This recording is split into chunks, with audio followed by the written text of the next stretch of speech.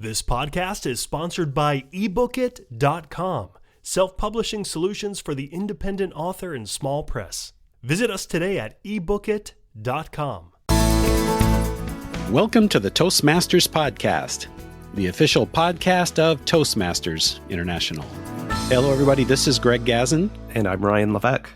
Ryan, we all know it's tradition here at the Toastmasters podcast to have the pleasure of interviewing the newest world champion of public speaking. And this year is no exception. Ryan, who are we speaking with today? Today, we have the pleasure to speak with Jocelyn Tyson. Professionally, Jocelyn works as a vaccine health and science specialist for a major pharmaceutical company. A Toastmaster since 2021 and a member of Voorhees Toastmasters Club, Jocelyn competed in the International Speech Contest for the very first time this year. She began with an initial goal to make it to the district level of the contest. She went all the way to the semifinals and then to the final stage, where she emerged victorious out of 7 other contestants. Jocelyn is featured in the November 2023 issue of the Toastmaster magazine. The article is called Meet the Winners of the 2023 World Championship of Public Speaking. 3 women secure their place in Toastmasters history. Joining us from Baltimore, Maryland, world champion of public speaking, Jocelyn Tyson. Welcome to the Toastmasters podcast. Thank you, gentlemen, for that fabulous welcome and intro. This is really great to be on the podcast today, so thank you. Well, first of all, congratulations and a first-timer to the speech competitions. That is incredible. You're so busy. Your public relations manager, I understand, is scheduling all your interviews. Now that the dust is sort of settled, how does it feel? It's still so surreal. As you mentioned, it was my first contest, and I still can't. I feel like I had to pinch myself sometimes to keep saying, come on, you're here. This is it. This is you. It's you. Yeah, you got it. They can't take it away. But now, of course, you can no longer compete. Right. Lucky for us. Man. Wow. I mentioned that your goal was to get to the district level. Well, obviously, you won at the district level. Were you surprised? Yes, I was. I knew I did well. I walked away feeling confident that I had done well and did the best that I could. So I felt good about my performance and my speech. But there were some good people that I was up against, and with good speeches, to the point where I just said, well, we'll see how it rolls, because at this point, I know I'm dealing with some elite people. So I was surprised, but I'm grateful, though, at the same time. Like, wow, I did it. Yeah, for sure. Well, Greg mentioned the dust settling. Well, our listeners will find it interesting to know that you started a new job just 2.5 weeks before the finals, which included moving a few hundred miles from New Jersey to Maryland. How did that impact the whole process for you? Oh, my goodness. It took everything and it shook it up a bit. That's how I feel like it just took what you were already nervous and you were already kind of trying to figure out, how can I finesse and work my speech? But then let's add on the other elements. Let's figure out where you're going to live and how to go back and forth from Jersey to Maryland to look at places and find apartments, and trying to also navigate the space of the onboarding process and making sure that I'm available for trainings. And of course, trying to practice this speech. It just elevated the intensity just up a couple steps here. Now, there was a reference somewhere, and Ryan and I were just trying to remember where, that you referred to, I'm not sure whether it was the process or your speech, as a labor of love. Maybe you can just let us know where that fit in and what does it mean to you?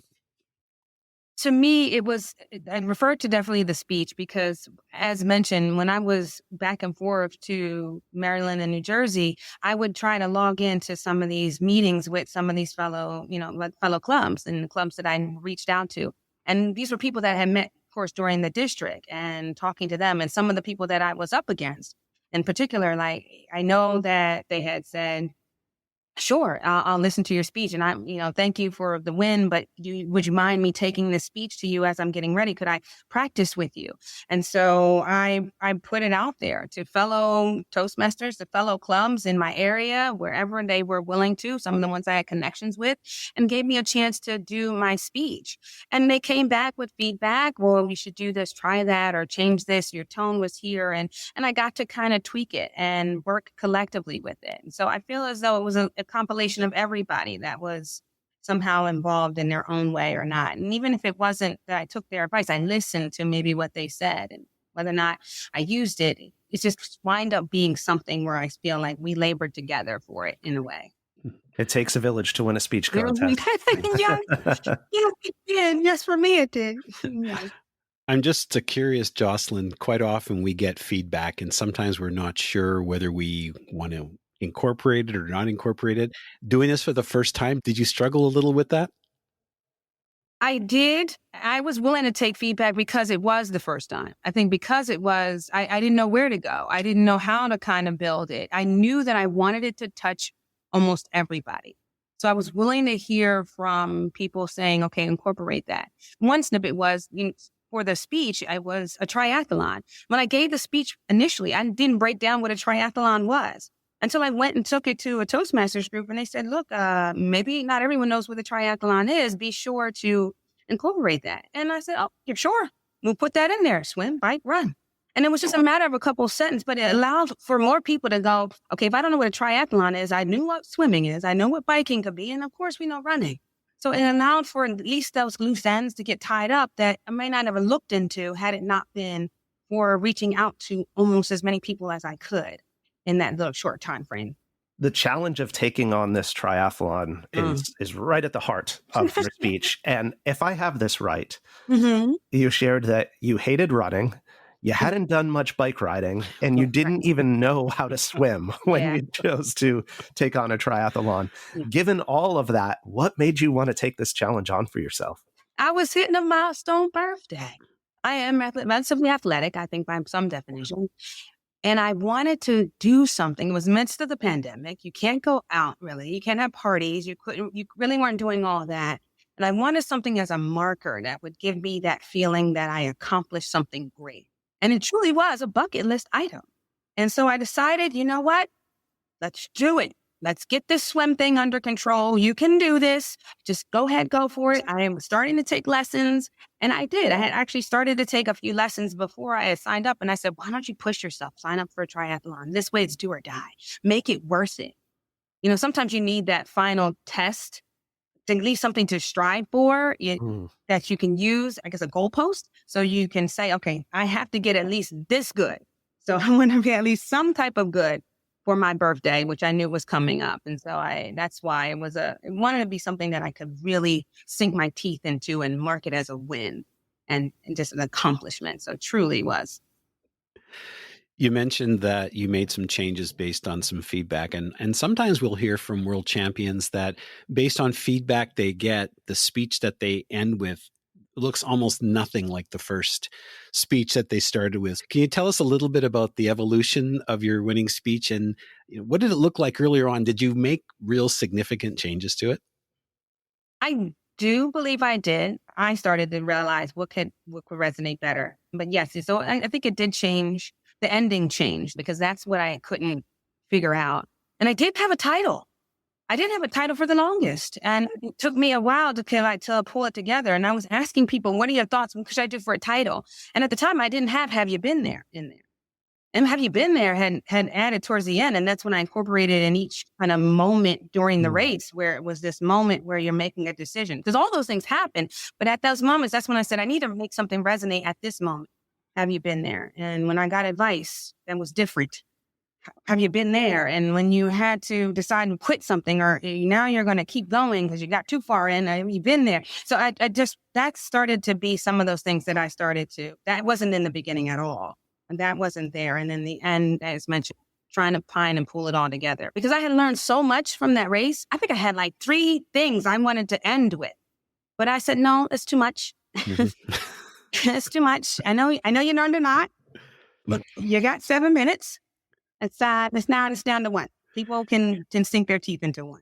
Yeah, I know sometimes it's hard. The lines or the words that you think are pure gold, they end up just having to get melted away, unfortunately. Oh, man. Yeah, you're thinking, this is great. I can't take this out. No, you do. You got to take it. It's funny that you responded by talking about the title because it's almost as if you're looking at my notes that I have in front of me, because my question was going to be, or would start with, I really enjoyed your semifinal speech. Do you want to play again? And the one thing that I noticed is that the speech title, like your winning speech, both of them were also in the form of a question. And I was just wondering whether or not that is your style, creating speeches that always start with a question. And I was just also wondering, and I guess you sort of touched upon it, but maybe tell us a little bit about what your process is for developing speech titles. I feel the speech will come within it. I think that's kind of how I started with it. I got my speech first, and then I said, well, what does it sum up? What is this little snippet into what would someone want to now listen to? If I had a list of speeches that I had to want to listen to, which one would I pluck and go, I wonder what that one's a little bit about. So that's, I guess, maybe why I came up with it. And I didn't even realize until you mentioned it that it was 2 questions. I'm like, oh, it is question. Yeah, it was. And I think for me, I wanted I wonder what that's about. Response from someone. If you just saw my title and you said, have you been there? Or do you want to play again? You're like, play what? What are you talking about? I want to play, maybe. Let me see what that one's about. Sometimes you give too much away in your title. No, you want it to intrigue. You want it to be interesting. And I guess that's where it came from. Oh, that is interesting. I want to stay on the semifinal speech just for a moment. If I remember correctly, you lovingly referred to your father or your dad as a sore winner. Absolutely. And you also said you always lose, but you want to play again. Yeah. Yes. Now, in your final speech, your inner go-getter needed to first overcome your inner critic. So it seems that there's a theme of overcoming adversity, and that seems to be part of who you are. But what I found interesting is how it played out differently to accomplish a similar goal. So in the first case, you were dreading and dragging, and then eventually you persevered. But yet in the semifinal speech, you were immediately wanted to play again. And I'm just curious, is that something that was thought consciously? No. You're giving me all kinds of insights into myself that I never even thought about. You're welcome. I've been through a little bit, haven't I? No, so no, I actually didn't even I haven't even realized, but I think that's part of my journey. And I think maybe that's why it's so easy to pull it from a story and unconsciously do so. I think it was because, it's like, oh, okay. Yeah, because I sort of noticed that. I noticed the parallel. At first, I thought it was a contrast, but it is sort of a parallel because in both cases, you get up again and you move forward. In the first case, you fall down, you get up, and you go right away. In your final speech is you fall down and you're not sure if you want to get up, but then you finally do. It's like my inner critic saying, stay down. Why are you getting back up? And this, you can call it. It quits. It's all right. You can walk away with your pride. Now, don't do this. Absolutely. I think that because I think it speaks on to, as you get older, I think what's made it more difficult is that you're overcoming now all the things of why and all the times you've been telling yourself you shouldn't have been doing this. And this is not what you do. Whereas the games were fun. And that was something that you got up and you just realized it wasn't so much the loss. You were having fun in the moment. I think, of course, now this race was different. I wasn't having fun in the moment. There was nothing fun about this. It was only as in, who are you doing this for? Because you're doing this for you. There's a half of you that says, we don't have to do this. It's just interesting. But it's funny that you mentioned that. In both cases, your message came through loud and clear. Good. That's what you want. That's the key to a good speech, is that your message is clear. See, I think part of your charm, if I can say it that way, Jocelyn, is that, as a first timer, you didn't have all of this, I don't know, sort of preconceived notions or baggage. I was going to say in some cases baggage. But something else that was unique about your journey, quite often when people get to the final stages, at least of the competition, if not sooner, they end up working with a professional coach to help them really prepare and optimize that speech. You chose a different path. Can you tell us about that? I wanted just to see, what if this is my first time? Okay, what if, let's talk about it. What if I actually did well, without any help? Why don't I just give it a try? And that's all I wanted to do, was just try on my own first. Let me fall on my own first. Let me get out here, see what it looks like, get a lay of the land. And then once I fall, let me pick myself up, learn from that fall, and then take that experience, information, or what do I need tweaking? What do I need help with? What would I say I needed to grow more when I saw who the competition was and how they performed and how they were able to display their message? Where's the gap for me? And I wanted to take that bit of knowledge, but I think that would have resonated more for me, and then take it to someone. Because I know that we all have our way of delivering, and everybody has their own style, format, how they build a speech. And I didn't know if mine was bad or good. I wanted to just first, let's figure it out. And it was just like that. What if I made it on my own? Wouldn't that be something? Yeah. And that's what wound up happening. I didn't even think that was going to happen. I had not prepared nor planned it. It was just a thought, but it turned out pretty great. It did. But then, Jocelyn, there was this moment, and I wouldn't have known about this if I hadn't read the article in the November 2023 issue of the Toastmaster magazine that you were interviewed for. But there was this moment before you were about to go on stage where you thought, oh no, this is in my own words, but what have I done? Can you tell us about that experience? Oh, man, yeah. I was back there having a moment. Like, it was a full-fledged, I don't know if you saw it a panic attack or I would have tried it, but it was a moment where all of it was coming down. I just got finished hearing Anastasia, who was first. And to come on first is always a tough position, but she came out blazing. It seemed like she flowed confidently, poised. I felt like she was part of an advanced Toastmaster club, and she just showed that she knew how she wanted to deliver and did it flawlessly.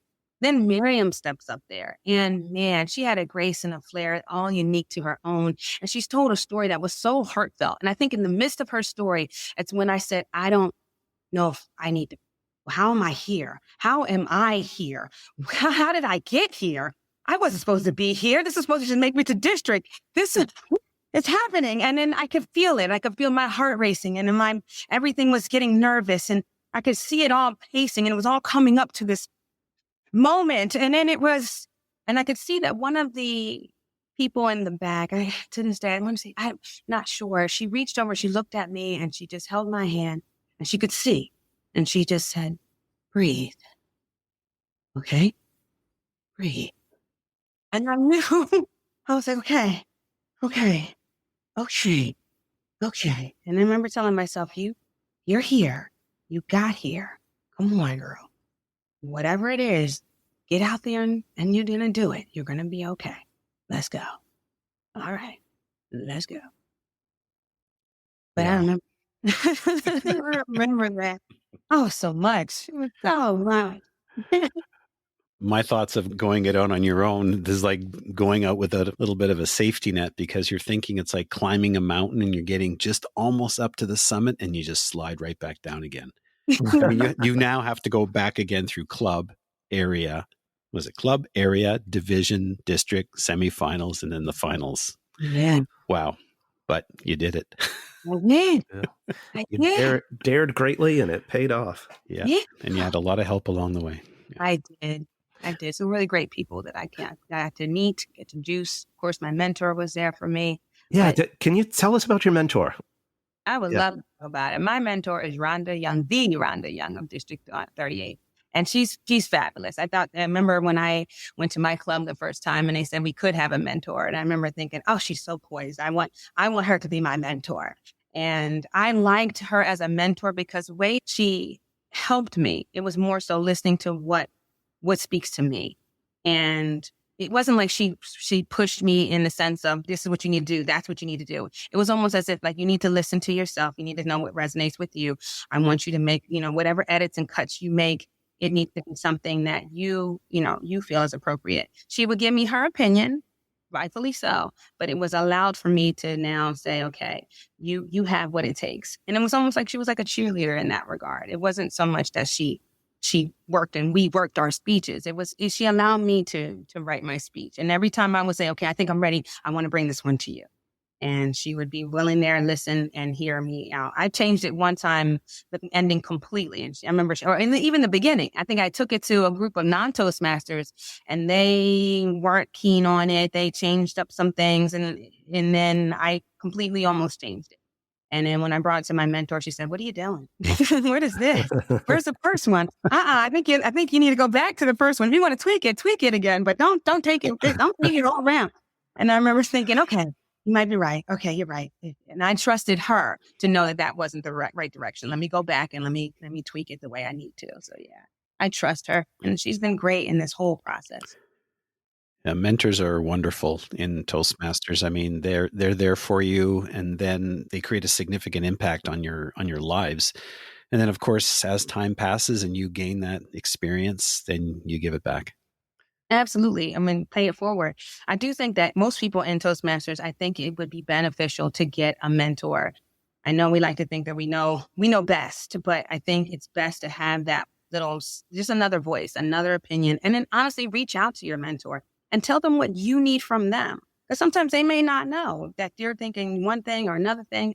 And I always say, if your mentor is able to hear your speech and you have still an evaluator, also have your mentor give some feedback.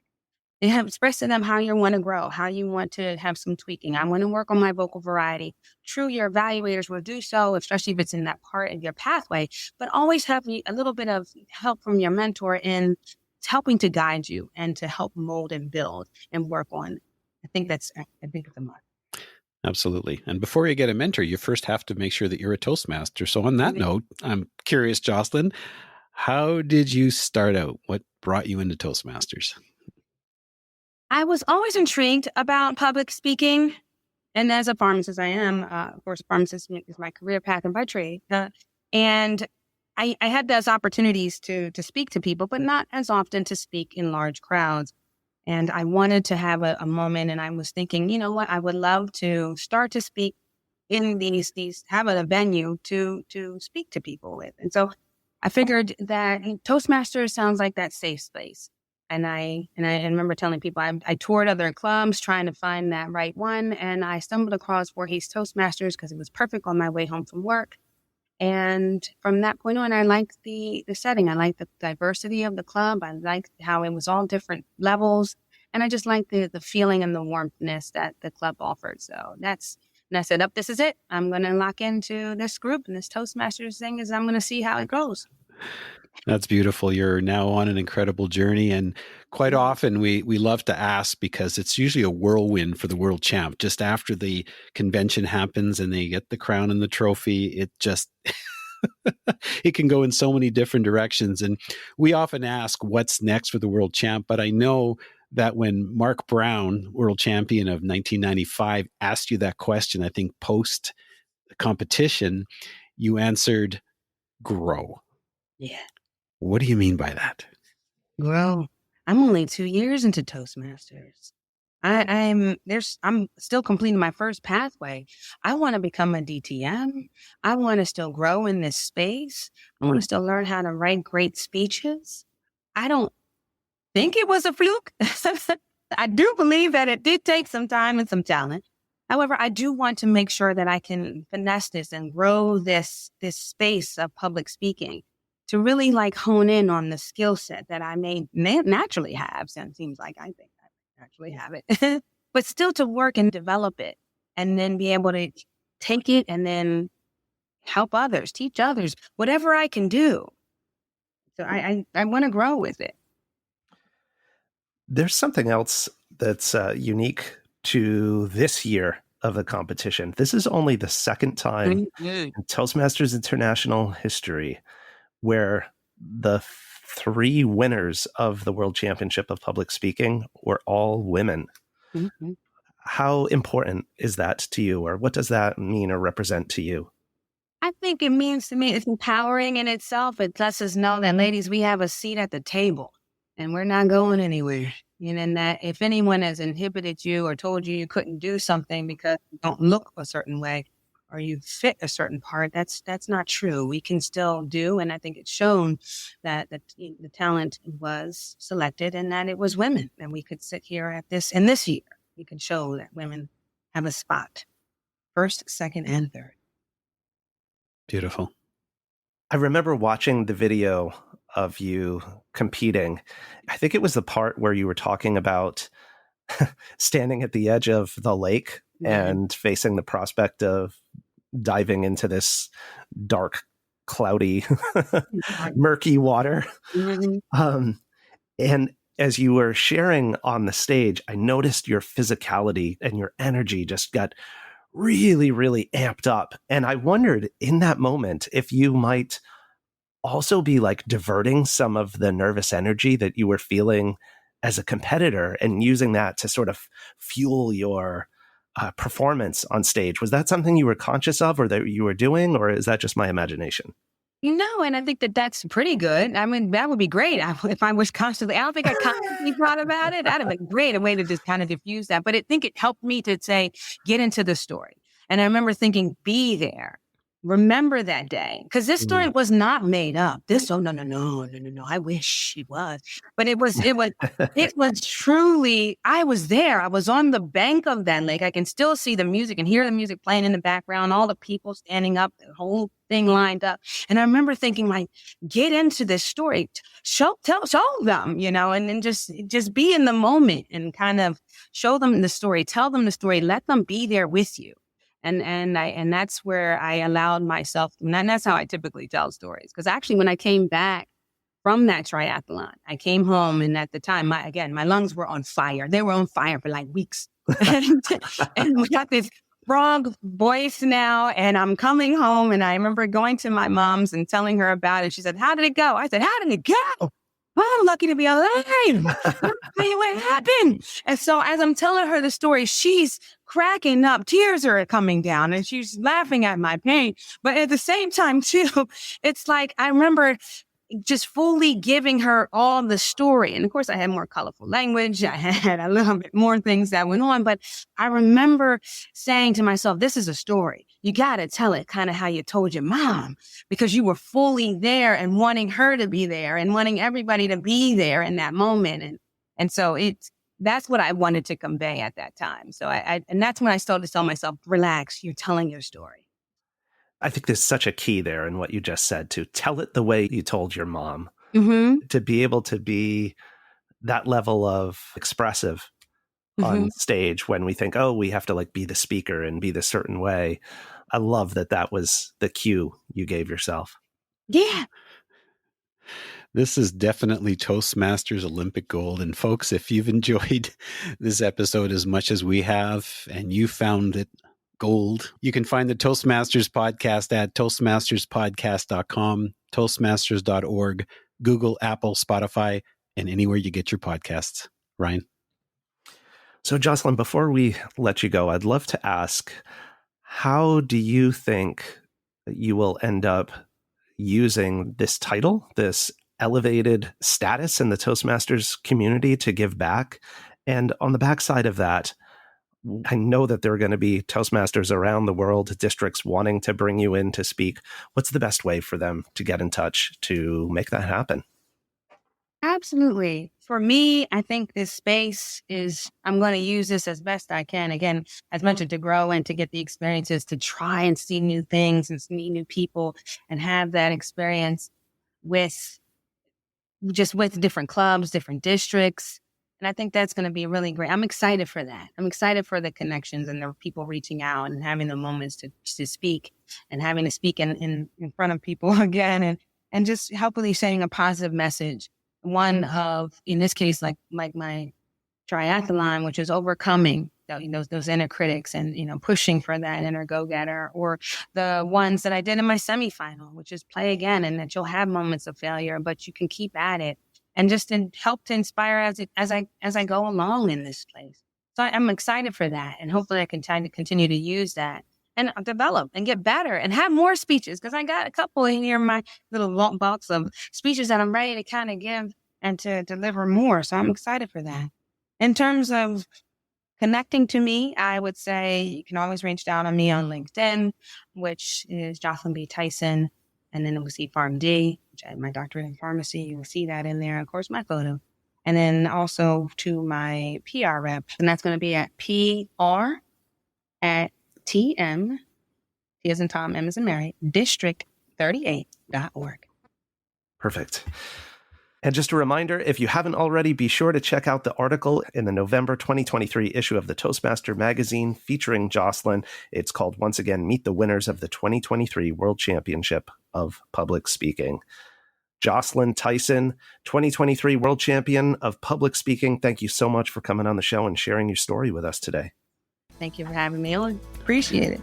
An absolute pleasure. Enjoy the journey.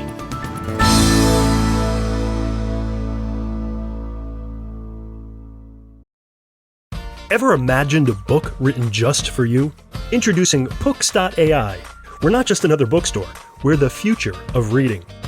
Our state-of-the-art AI adapts each book to your specific needs, creating a personalized masterpiece.